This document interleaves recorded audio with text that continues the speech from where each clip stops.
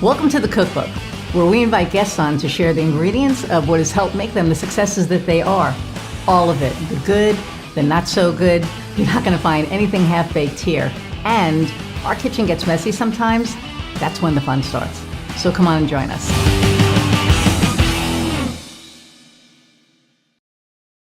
Hey everybody, and welcome to another episode of The Cookbook. I'm your host, Iris Goldfeder, and I'm excited about our guest today, Jen Coyne. We are fellow dames, and you've heard me talk about the dames a multitude of times, and it is, to me, one of the best decisions I've made and one of the best groups that I've joined. So I'm going to read Jen's bio and bring her on. So Jen Coyne is the CEO and co-founder of the Peak Fleet, a values-driven organizational development company with a mission to create engaged teams that thrive together. Jen brings over 25 years experience as a leadership and management expert, IT professional, as well as business background as a CPA and credentialed project management professional to leading the Peak Fleet. That's a lot. It's pretty impressive. Her experience creating and delivering organizational and leadership training and development spans 2 decades, which she now leverages to create the unique, provocative, and thought-leading products and services to inspire purpose-driven, motivated, and engaged employees. The Peak Fleet's core values, products, and services are Jen's top passion area, particularly in leveraging them to help others find their individual authentic life path or develop truly authentic organizational brands. And y'all know how I feel about authenticity. So this is so awesome. You can also listen to Jen each month on KXRW FM's Authenticity Matters, where she digs deep with her guests to help listeners on their authentic journeys. Okay, I'm going to push to be on that. Yes. So without further ado, let's meet Jen. Hey. Hey there. How are you? Great to be here. I'm thrilled. I'm usually on the other side of the questions. So, it's Isn't other it weird side of the conversation. So for I think about 8 months, I was just doing the podcast, and then somebody said, "Hey, do you want to be a guest?" And I went, I don't know. I don't know how to be a guest. So I remember the first time it was like being on the other side, and you're like, but I want to ask Yeah. It's like, how do you? I'll try not to turn it around on you. No, you know what? Feel free, because seriously, this podcast it has evolved into whatever it is. So it is for entrepreneurs still. It's still about, the entrepreneurial journey, but, I used to be really specific on the questions that I asked and made sure that I got them all in. I don't anymore. I kind of let it go where it goes, because I find being organic and authentic, it just kind of goes and it ends up in a really good place. So If you need to flip it, go right ahead. I'll let you start though. Hey, thank you. I appreciate that. So tell us a little bit about Jen. I know that, actually, you know what? Just tell us about you and your journey, and we'll get into the other. Yeah. I mean, I think you talked a little bit about who I am, what my company's all about, but who am I? What's my identity? I am an artist. I'm a creative person. I've kind of said now that I like creating something new or refining something and using my creativity every single day. That's who I am. I want to make the world a better place. I want to have strong connection with other people, because I think that's pretty much all we have as human beings. That's like the thing that matters. But I started out in a very different place. I started out as an accountant and a finance professional. And that was something that, even as a kid, my dad was a banker. I used to love using the canceled checks and all of that kind of stuff to play banker when I was a kid. And so that was sort of what I pursued, starting in high school all the way through college and doing research and all that kind of stuff. But I came into, an opportunity to manage a team at a very large tech company and started becoming fascinated with motivating people and what really drives people to, be motivated to excel, to make an impact, all of that kind of stuff, and the value of the relationship orientation versus that task orientation. And so that sort of sent me on this path of being fascinated by what does it mean to be a manager? What does it mean to be a leader, and how to do that really effectively? And and I found that there were places where I could land where that was valued, and places where I landed in the corporate environment where it was all about just getting it done by all means necessary, and less about care for people, care for the relationship, and care for what it means to be a good manager and leader. And that, not to preempt a question, but that is what led me to go out on my own to be an entrepreneur in the organizational development and culture and HR space, is to, I want organizations to be better for the sake of the people that are in them. And that's so important. A lot of my clients are executive coaches, and they coach the executives, but then they also coach the employees. Yeah. Or they find out from the employees, what can your executive do better to serve you? When I was in corporate America, it was like you had a boss, and then you were the minion, and that was it. And then when I got into management, that's not what I did. Like, I vowed that I would never treat my employees like any managers ever treated me. Right. And I said, you're not my employees, you're my team. Yeah. And that was 20 something years ago. And they were kind of like, what?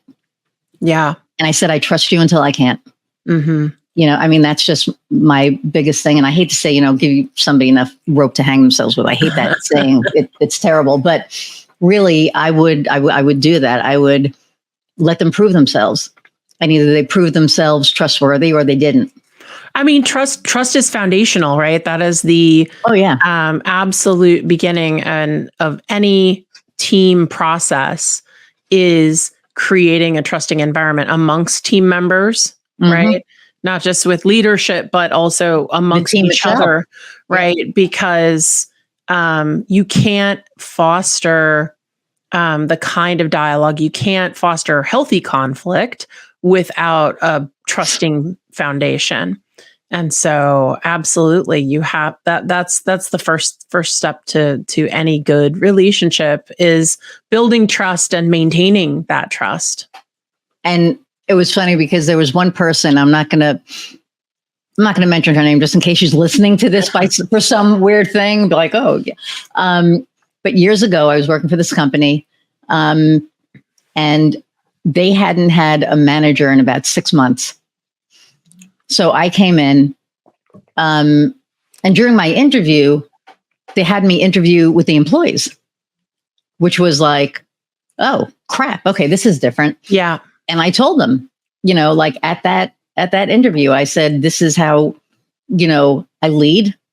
I said, I don't run things. I try to lead, and I try to help you grow. And, and I said, I trust you until I can't.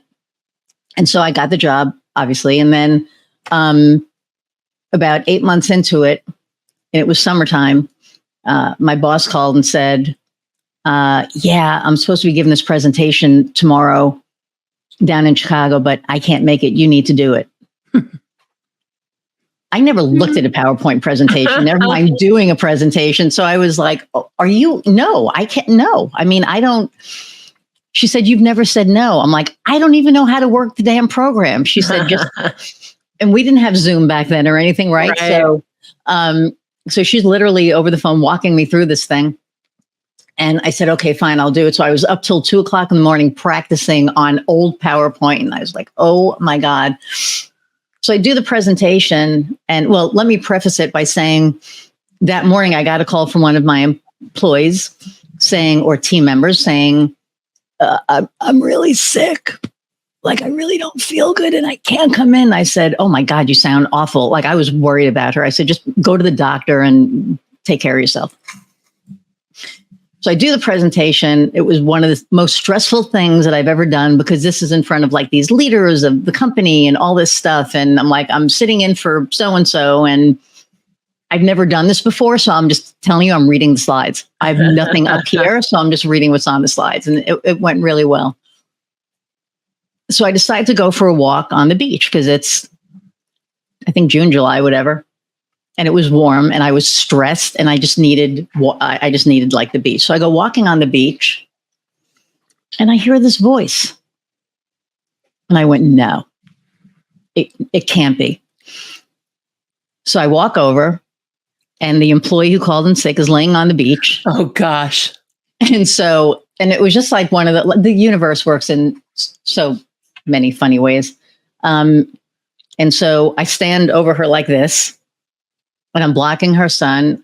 And she's like, oh my God, who is this blocking my son? And I said, yeah, I think you have to worry about a lot more than your son being blocked. And she just looked up and went, I said, just be in my office at 7:30 tomorrow. I don't even want to talk about it. And I left. I was so pissed off. Yeah. Yeah. I was just so, because she'd been an issue with the other team members anyway. But this for me was like, so the next morning comes and she was like, I don't even know what to say. I said, there's nothing you can say. Our trust is broken. Yeah. I don't trust you anymore.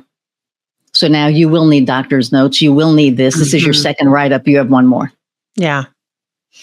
And so it was one of those things that, and the rest of the staff saw it. Like, they didn't know what happened, but they knew something happened. Yeah. And they, once my trust is gone, that's it. Yeah. Well, and the thing is that, when you have, in this case, it's an employee manager relationship, there's expectations on both sides, and the team sees it if you don't do something about it. Oh yeah, 100%. Right. And so when someone is allowed to abuse trust, when someone is allowed to, get a lot more latitude than anyone else is even asks for, there's resentment that builds up, and that is just creates a lot of toxicity within these team environments. And that's part of the thing, is that, PEAK, I don't know if I mentioned this already, the PEAK in Peak Fleet stands for persistence, empathy, authenticity, and kindness. And I always think of these things sort of in tension or maybe in harmony, depending on the lens you're looking at it with one another. In that, like, we started the Peak Fleet, we said persistence, in business, it's necessary. As an entrepreneur, you've got to be resilient and persistent, perseverance, all of that kind of stuff. But like, what's missing? Why are we doing this? Our differentiation, I think, is the EAK, the empathy, authenticity, and kindness. And the thing is that any of those values over exercised become problematic. Sure. Right? Like, you can be too kind. I know that might be a controversial statement, but if it goes to that extreme where you're giving grace all the time and you're just like, I understand, and I'm trying to lead with that all the time.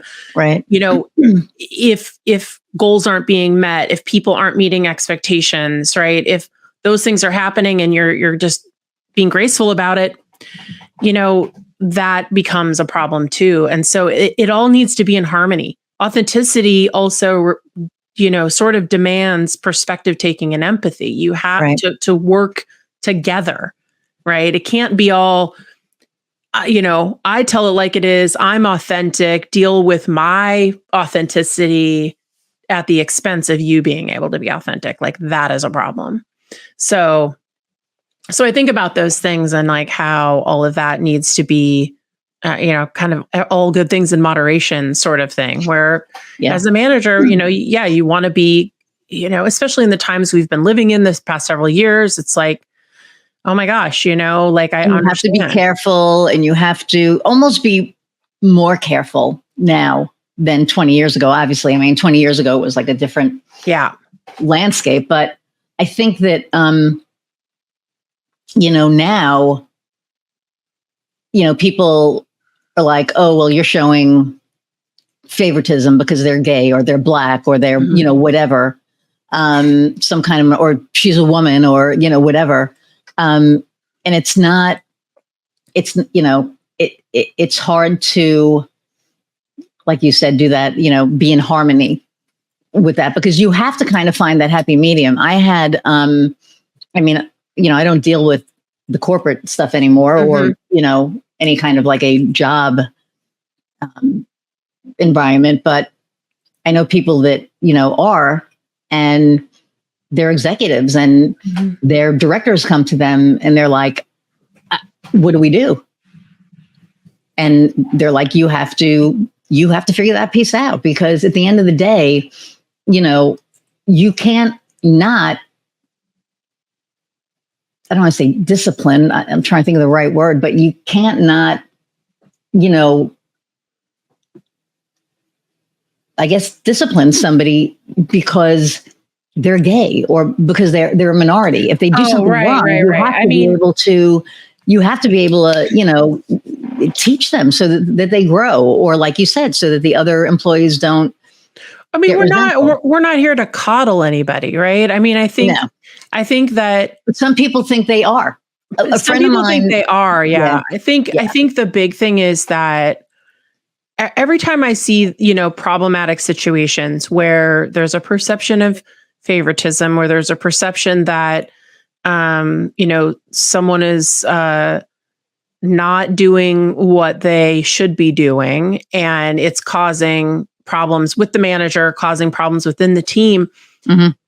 More often than not, there haven't been clear expectations set and clear expectations followed through on. And, it's making sure everyone understands what the expectations are for people's roles, and that have accountability, right? There's still a price of entry. People still have to come do the job that they're being paid to do. Yes. And there's accommodations and things like that, but there's an expectation of communicating, like, hey, I can't meet this expectation. Why? Let's talk about that. Right. And a lot of times people just let that stuff sort of fester. Well, would they say they can't, because by saying that you can't meet an expectation, you're saying you can't do the job.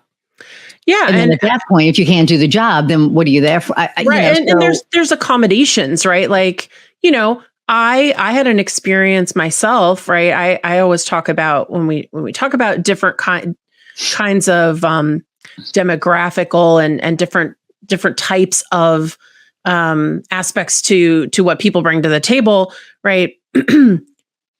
People have differing abilities, and some people say you have a disability or need something for an accommodation. And I went through a period of time where I was having really bad neck and shoulder pain as a result of ergonomic issues, things like that. And it was so severe that I couldn't type for a while. Wow. And I was falling behind because I was in pain, I was struggling. And that was a point where, I had to basically have a workers' comp situation. But the big thing was, getting that accommodation, being upfront and saying, like, I'm falling behind because I'm in pain, because this is happening to me. And what can we do about it? Because it's not an intention of mine to not meet the expectation, but like physically I'm having this problem. And so working through that, I had got some administrative help. I got, they paid for me to have speech to text, because at the time it wasn't like prevalent to have Siri and things like that, to help me out. Right. And so, I always think about differing abilities, that this is a group that anyone can join at any time, because you can have an injury happen, you can have some sort of illness happen, things physically change for people, right? Mentally change for people, right? And I've had employees that have, different types of mental illness, like issues and things like that, medications that are being dialed in and changed.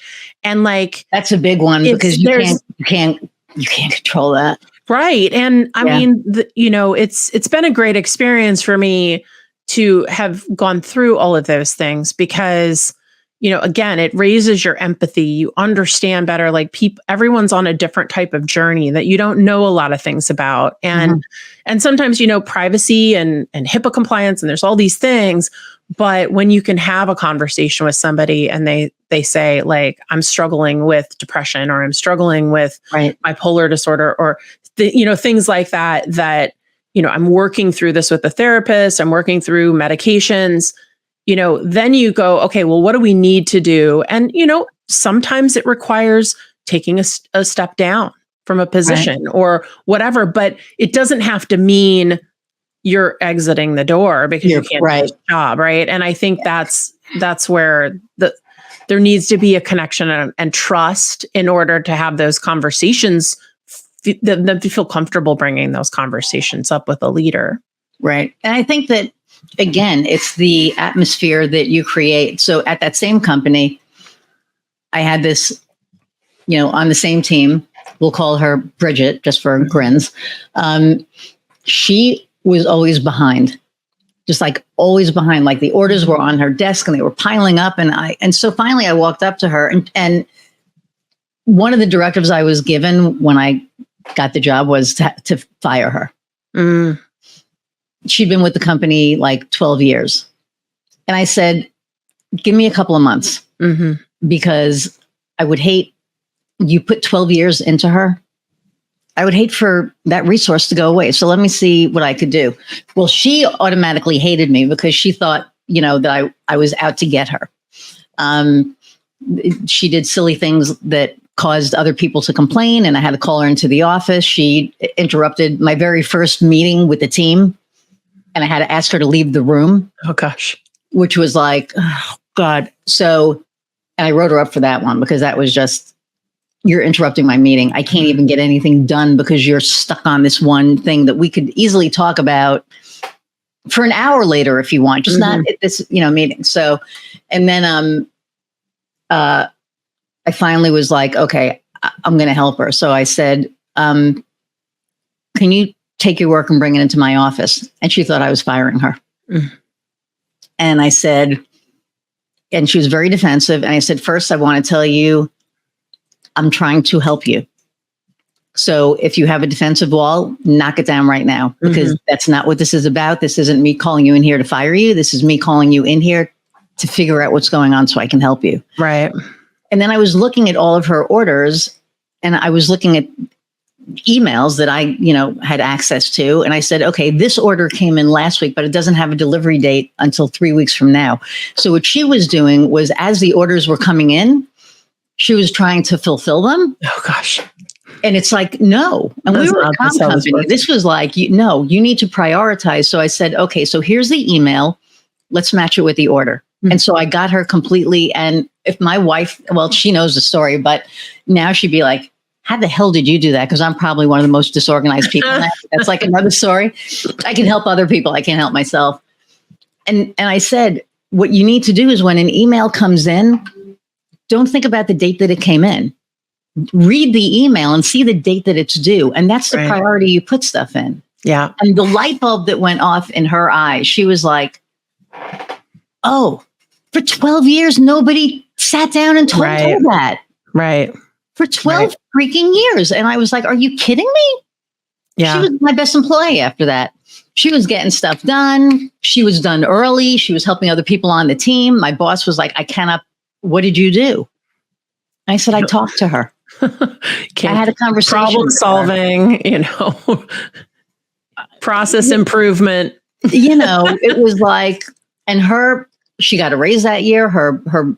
She had the best review that she had since she was there. But all that it took was being able to read the room. Number one. Number two, providing a nurturing atmosphere, but also one that also has accountability. So I think that I'll say there is a balance there somewhere. And I think there's a balance there, and leaders have to find it. One thing that just came to mind that is something I've been talking a lot about lately, just sort of contemplating and trying to formulate my perspectives on it is what you talked about with nurturing and accountability. Those two things take time. Yeah. And I think that we have, in the pursuit of profits, we have given up the value of time. We don't understand how time can be used more effectively to get things done in a both humane and profitable way. And I think that those aren't mutually exclusive things. I think that you can be profitable and really connected and caring. And that's why my company has become a benefit corporation for good, because it's about the triple bottom line of people, planet, and then profit.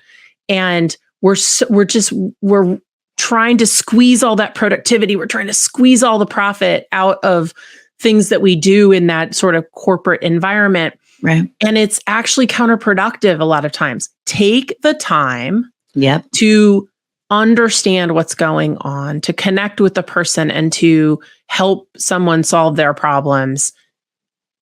That is going to be more profitable, right? Like you said, like she became the high end. She was engaged employee, literally, the top producer, because she was like, oh, not only, oh shit, I got this, but somebody has my back. Right. So you built the trust.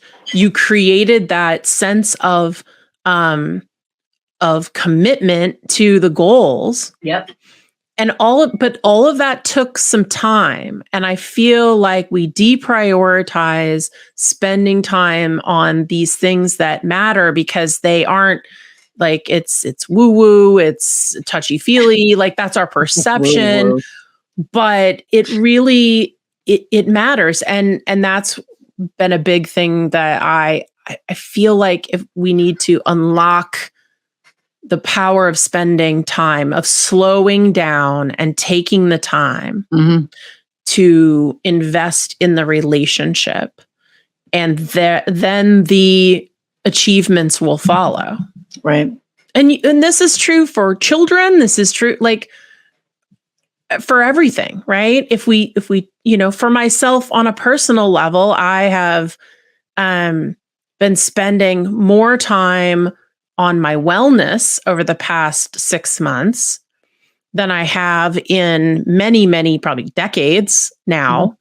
And I feel, more equipped to, be resilient, to be productive when I am there versus like, how can I dedicate more and more and more time to these things, these deliverables, or, customer engagement or whatever. Right. So that's been something that I'm unlocking. And I feel like slowing down, taking time to have connection with people, that's where it's at. Oh yeah. It's, first off, it's all about relationships, whether it's in a corporation, whether it's like my business is built on relationships. I've had people that are like, why do you need to know everybody you work with? Because if I don't know them, I don't know if I can help them or not. We provide all-in-one marketing services. I can't market you if I don't know who you are, if I don't know what your values are. And I also, if their values don't align with mine, I don't work with them because 100%. I can't help them, which is like, and I had somebody question that. Well, why do your values have to align? Because if our values don't align, I probably don't want to help them. I mean, that sounds terrible, but I mean, it sounds more terrible, but you think about like designers and architects and, stylists and all that kind of stuff. Like, I don't think that everyone is strong in helping everyone in every type of design aesthetic, right? Just like I think, having certain values align, or at least having, for me, resonate. You have to resonate. You do. And, I think that it's not,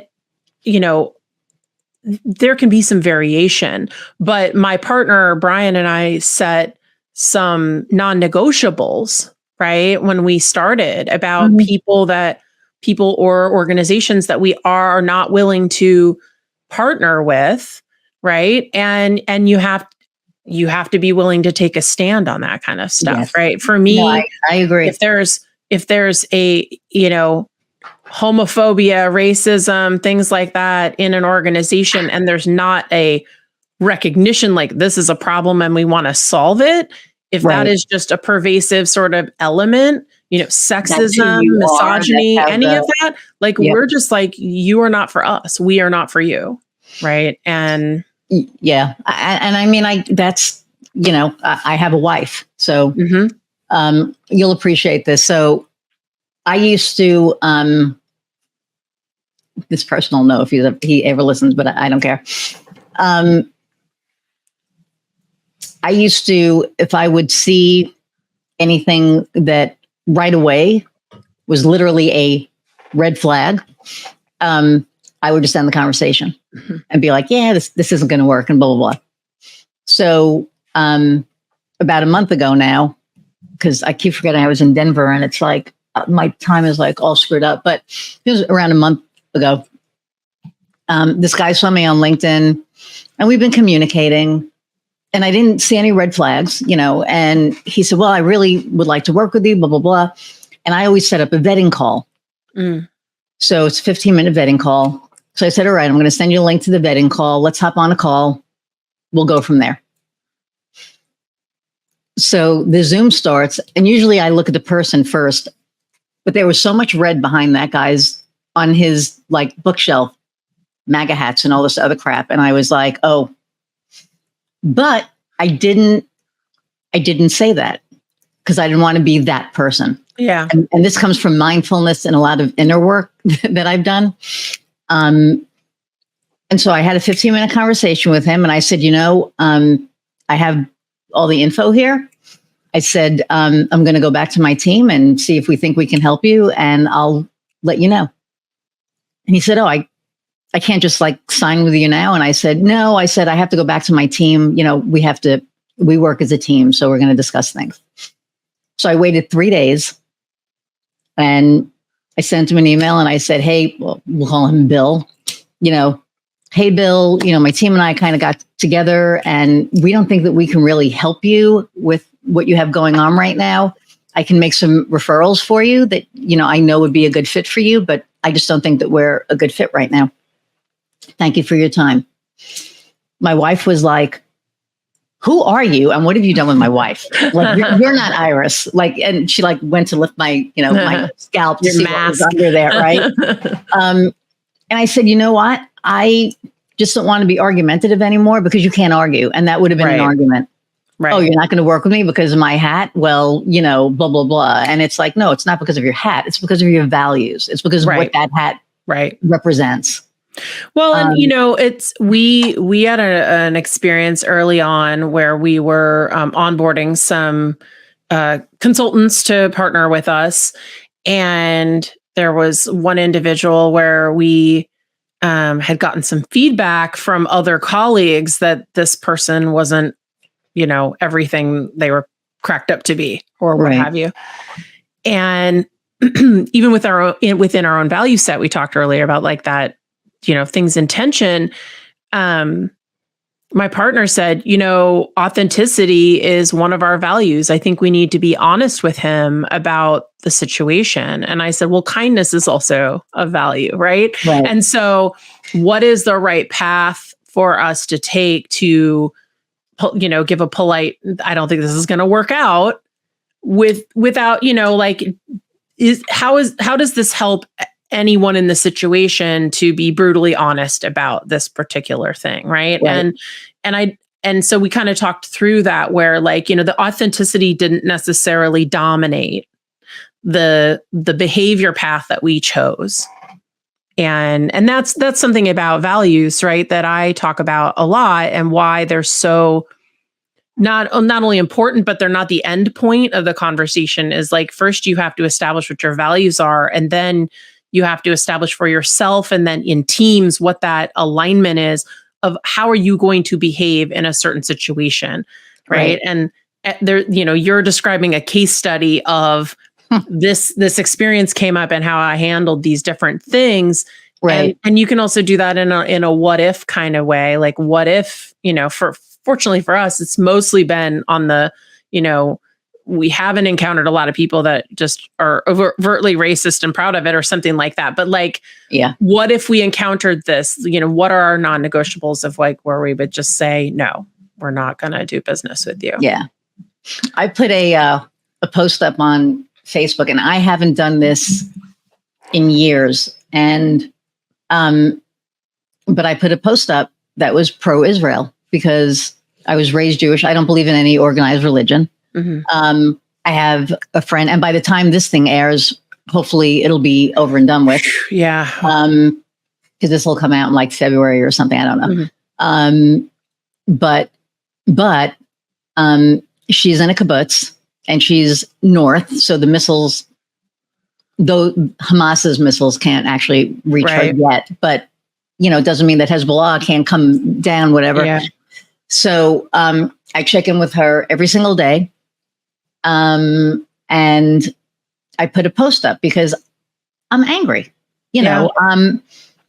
I'm as somebody who's raised Jewish, we've been persecuted ever since the beginning of freaking time. Mm-hmm. So it's like, and they're like, well, what about the Palestinians? And honestly, my heart breaks for any innocent person who is stuck in this. Yeah.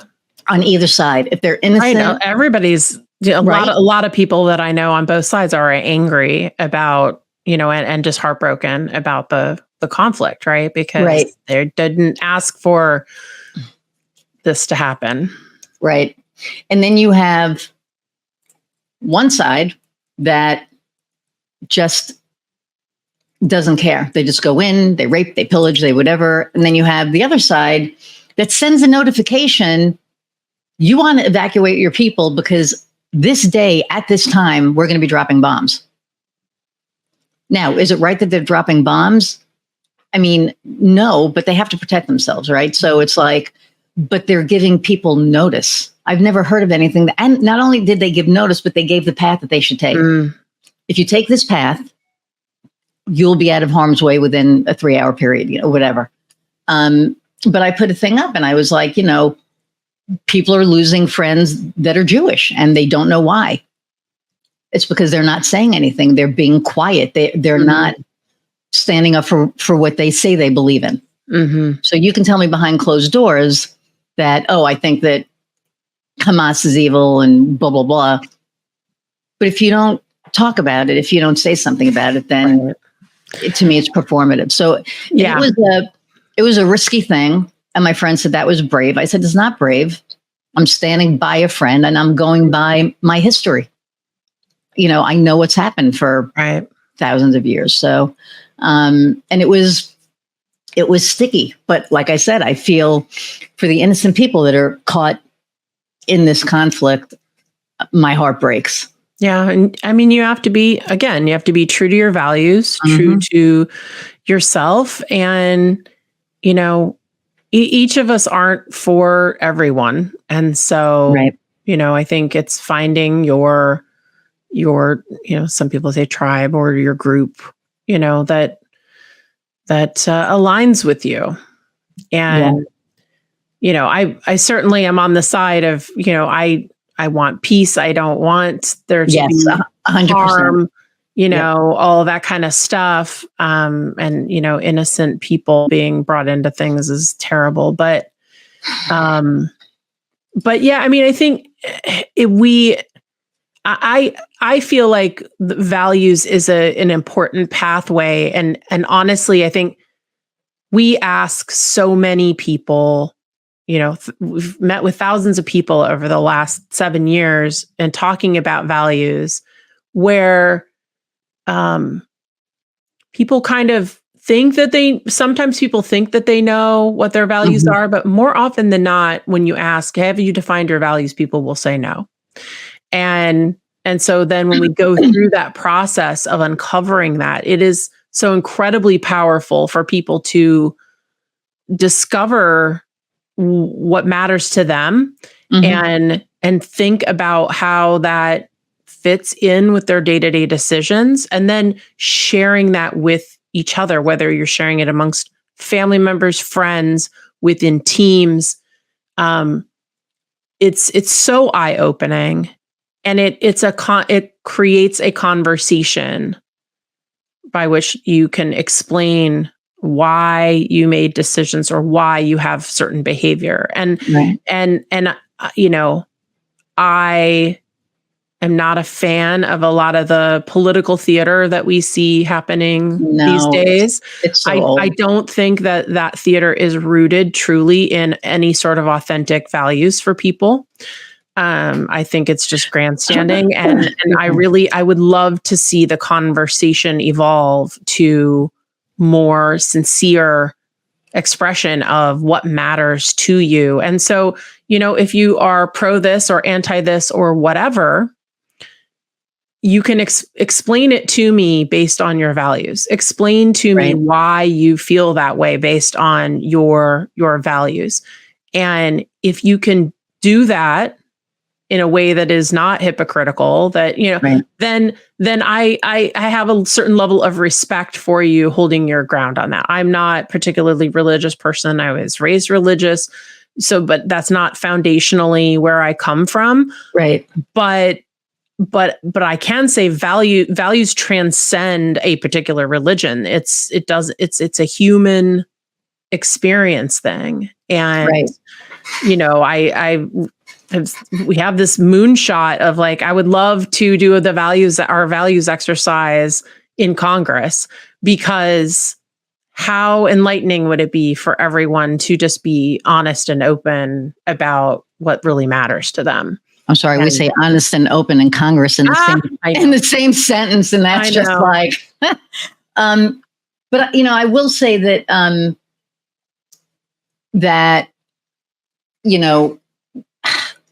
I think sometimes our values come from our experiences, right? Mm-hmm. And I haven't posted anything political on purpose for 3 years. Yeah, but this just. For me, it was personal, and it was to show support for my friend. Yeah, I mean, I think and, oh, go ahead. No, it was just one of those. It was just one of those things that I really felt passionate about, and I haven't felt that passionate and angry. And I'm, I say angry. I try not to get angry anymore. I try not to. Any of that. But on the flip side, when I see people that I love affected, just like on the other side, they're seeing people that they love affected, I get it. Mm-hmm. I have to kind of take a stand, and it was hard. It was hard writing it. But once I started, it was like I couldn't stop. It just like kind of went. And it was like, because she had shared an article with me that just hit. So I shared that with my thoughts behind it. And yeah. I mean, I think, we've all experienced over the last 3-4 years now with, George Floyd's murder and things like that, where just incomprehensible situations. And it's hard sometimes to know when to speak out, when to speak up. And I think that, what I've tried to avoid is centering myself on the conversation and how it's affecting me. It's more about how can I be supportive? Mm-hmm. How can I, make anyone being harmed, feel safe and less harmed? And how do I help? But if we are quiet, if we're completely silent, we're just complicit, we're exercising our privilege of where in the world we're sitting, what our background is, what our skin color is, what our gender is, all of those kinds of things. And that's not helpful either. So it's hard to know, what to say and how to speak up. And I think, as long as we're trying to have a compassionate conversation, then that's what matters. Yeah.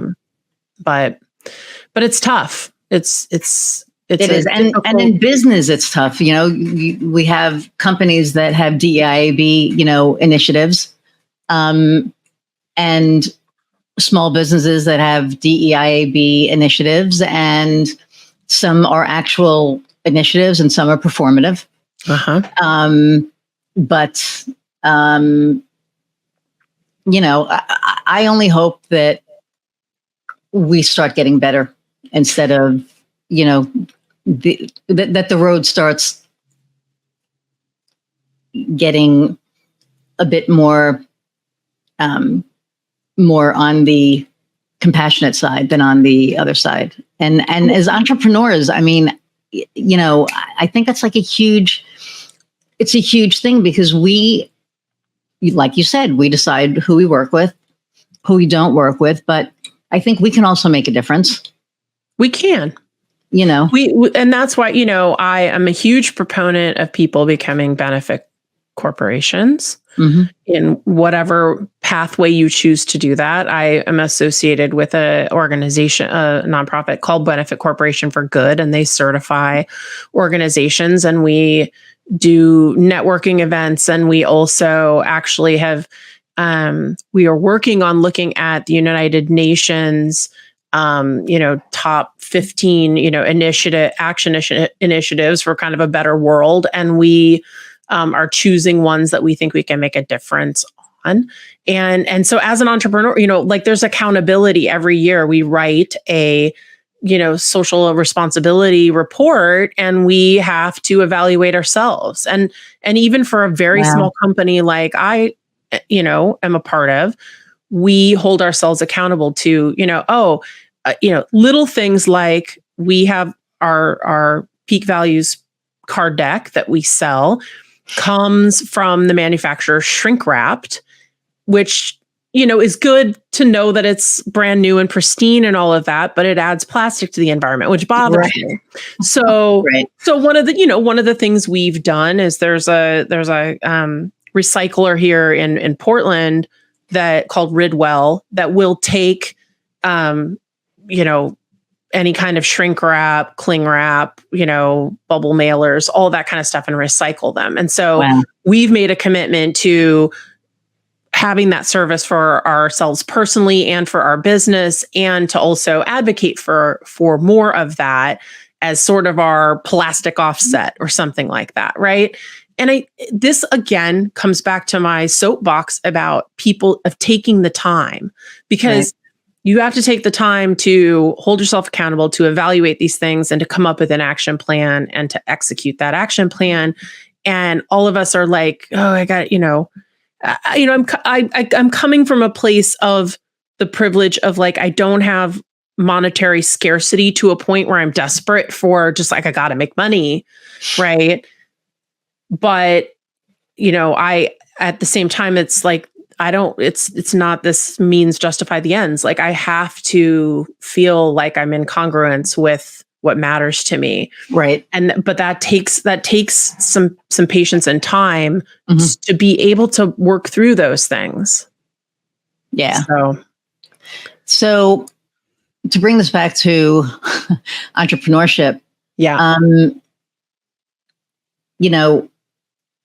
even want to say, I guess at this point, what advice do you have for somebody who's thinking about becoming an entrepreneur, especially with everything that we've just talked about? Right? Yeah. So, I mean, I think, so there's a few things. I think, first of all, if you're an entrepreneur, there's three, I've always heard this research that there's top 3 reasons why startups fail. Number 1, no product market fit, right? Like, you're offering something no one's buying what you're selling. But that's important, right?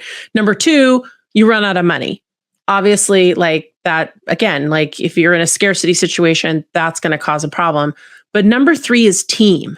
So my advice is, if you're starting something up, if you can find a co-founder, I think having the diversity of skills, having someone to, that's got your back that you can partner with, like that has been invaluable for me. My partner, I love him. He has truly like a brother. He is, when I'm struggling, I can go to him and vice versa.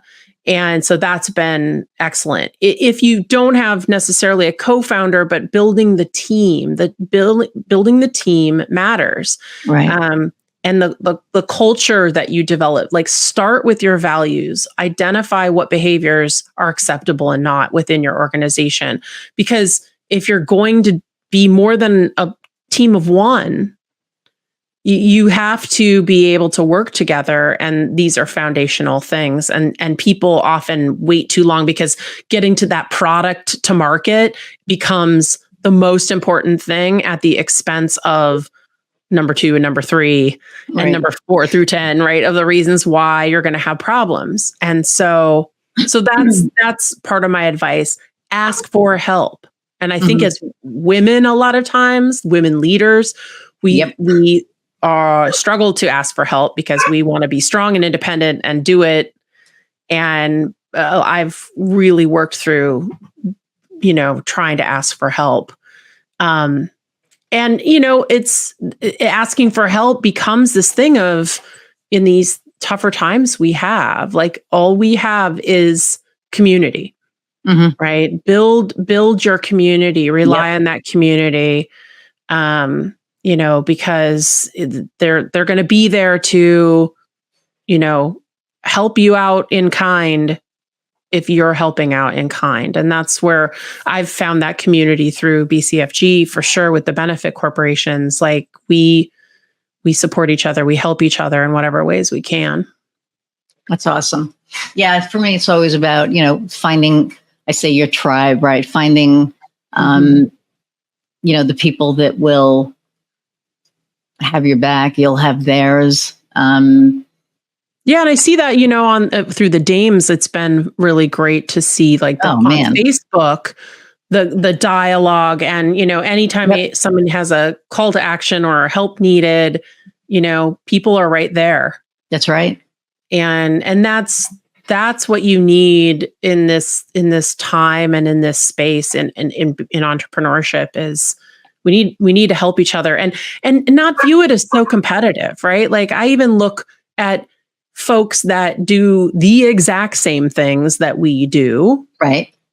There's still there's so much space. Like there's so many conferences to speak at. There's so many people to serve. Like let's help each other because there's more than enough work to go around in this space. Yeah, absolutely.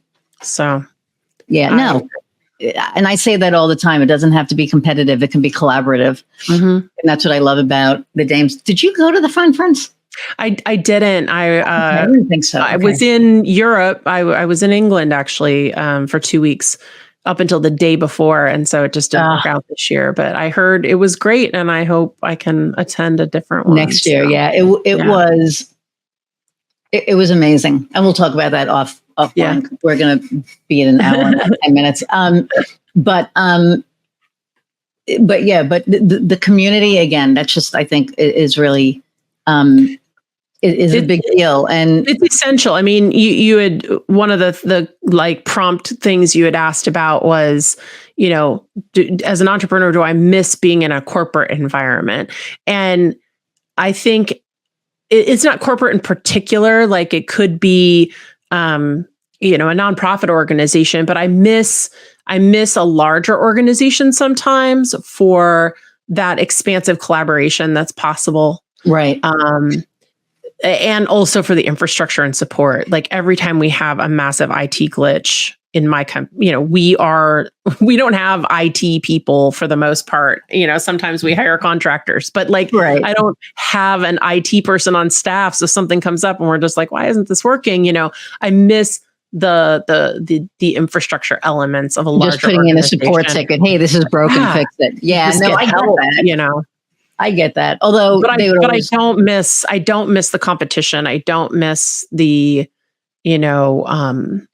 negative aspects of what it was pretty could be very cutthroat in the tech industry.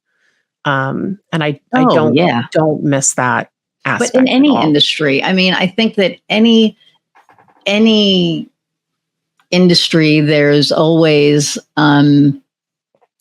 it doesn't matter, what it is. There's always this, competitive edge. And as much as we want to,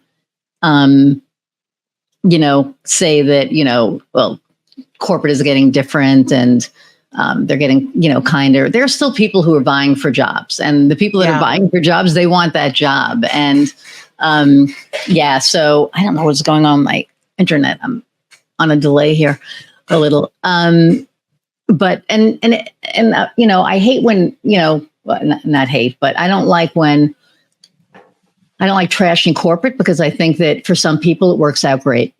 Yeah. I mean, it's, the other question I think we want to address is, the difficulties of being an entrepreneur. And for me, I like the creative side. I like the product and service development side and the delivery side, but client acquisition, customer acquisition is a struggle for a lot of us. And sometimes, I remember before I did this, before I left the corporate environment, someone who had been out on their own came and worked at our company, and they were like, it's hard to hustle, it's hard to make a buck. And sometimes it baffles me in larger companies how, the salaries that people can make, and there's still a profit to even be had. Still not make it, right?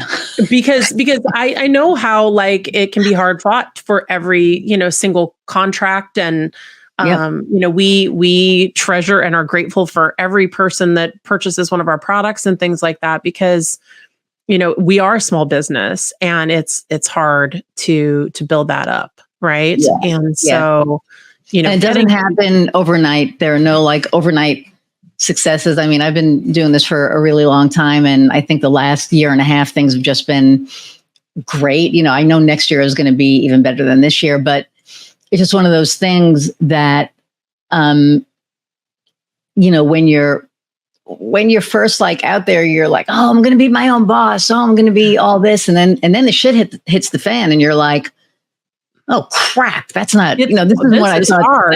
This isn't what I thought it was going to be. Yeah. But yeah. And then, there's our seasoned entrepreneurs out there, right, that are going through things. So what is an obstacle that you've overcome, or something that you're going through now that you're trying to go, what the hell, is going on? I mean, my biggest struggle that I'm working through, I think I see the pathway, but I think seasoned entrepreneurs that I talk to struggle with this also, is focus, right? We have so many ideas. I think that as entrepreneurs, a lot of times we are innovators. We're coming up with new products and services and offerings, and we see problems to solve. And it's, developing a brand, developing a reputation for what you're known for, it matters. And so you can become scattered, you can become stretched too thin a lot of times if you're trying to do too many things and trying to serve too many people. I hear from a lot of entrepreneurs, I'm for everyone. And it's like, well, you're really not. Like you got to pick who you're focusing on. And then if there's others that come along, that's great. But I think the more you can focus, the more time will free up, the more you can, make more profits, because you're known more and developed a reputation for what you excel at. So I don't know. That's one of the things I've struggled with, and I'm trying to go in a pathway where it's more focused. Yeah. And well, it's like niching down, right? And, I provide all-in-one marketing solutions for service-based businesses. And people are like, well, that's really broad. And I said, it is broad, but one of my clients is a bank. One is a lawyer. A few are executive coaches. Mm-hmm. One is a pest control company. You know what I mean? So it's like, it's different, but the services that we provide are, I think, niche, because, we're who you come to when you don't want to work with 20 different people to get all of your marketing done. I think that's a niche. Yeah, I Maybe mean, I'm if you wrong. have a specific differentiation, I think that drives a niche just as much as picking a focus of a very narrow focus for who your clients will be. Right. I think that you can go in those two directions. But even when you talk about differentiation, like there is a secret sauce there, and you have to lean into that, because if you don't, you are, that's where it's like, how do you describe yourself in contrast to someone else, right? There's Right. lots of consultants, there's lots of coaches. Like, what is it about? Why should someone pick you? And again, it comes back to values, what the specific offerings are, and those kinds of things. Right. But I do think that we can get scattered. And I even saw that in corporate, right? Tons of ideas, getting to priorities, right? 1 through N list of priorities, and staying true to that and sticking to that can be Right. challenging. I mean, Brian and I struggle with, we try to go through a strategic process, but then we go, giving up such and such income to go in this other direction can be a hard thing to let go of. Right? Yeah. Well, Yeah. and it's funny. And like, again, like, this podcast, when I started it, I always asked 6 questions. Mm-hmm. It was, what made you decide to become an entrepreneur? Do you miss corporate? What advice do you have for entrepreneurs? What advice do you have for a seasoned entrepreneur? What's your differentiator? And, what lights your fire? And what I realize is that not every interview, not every conversation lends to all of those questions anymore. Yeah. So just like now, it just organically, like I try to let everything happen organically. Mm-hmm. And because of that, people are just like, I can't get enough of this. Yeah. Because you never know what you're going to get. Like at first they're like, okay, we're going to get advice from entrepreneurs who've done but now it's like people's stories. And then we have like real conversations that people aren't expecting. And I love it. I just love how this does its own thing. Yeah. I just kind of let it, take me where it's going. Yeah. But with that, we're almost actually, I think we're over an hour at this point, but they always go over an hour. So what is your differentiator? For our overall business, I think that it's the blended experience of managing and leading organizations. Like, we've been in the trenches with that understanding of the best practices of HR, combining that with our business savvy really puts us in a unique position to, identify with the kinds of clients that we serve and be able to give them a practical prescription for things. And when I say prescription, it's not prescriptive, but it's like, here's our recommendation for how you can sort of improve in the places that you want to. And we've been there, and these are step-by-step practical steps you can take. We're there for the journey. We aren't just going to drop in and like do a workshop and leave, right? We are there for the journey. Yeah. So that's, I think, overall for our consultancy, what, makes us unique, and that we are really caring relationship builders. But where my passion lies, what does really light my fire, I think that was one of your questions you've asked. Oh, you're not allowed to say that yet. No, don't say it yet.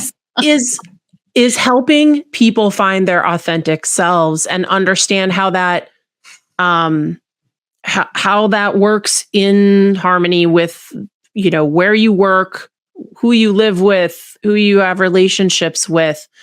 That is, like, I think, my life's purpose now. And I feel like through the radio program that I do, and through our values, products, and services, that we are unique. We have this unique experience that we've built up now, working with thousands of different people on defining their values, that we really are seeing where it's transform people's lives. I Right. really believe, like, we get testimonials from people that have said, I did this, and this changed the trajectory of my career. This changed, the relationship I have with my spouse, all those kinds of things. And I just feel like it is a gateway for so much growth and positive things in the world, that's the ding in the universe that I want to make.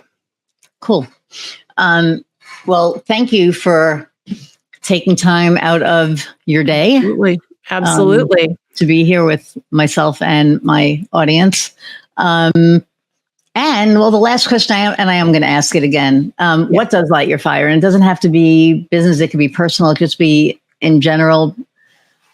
I think it really is just anything where I can be creative and collaborative is exciting to me. I help with some like tropical tiki kinds of events, and just creating sets and creating displays and helping with those kinds of things. And even this past weekend, I went to the Madonna Inn down in San Luis Obispo, and we did a pink caftan weekend, and we all wore outrageous hair flowers and wore pink caftans and just took pictures and sat by the pool and did fun things. And that creative expression, like, that's where I'm at in my life, is just being true to myself, but also, just having fun, being a bit extra, like that's, it just makes me excited.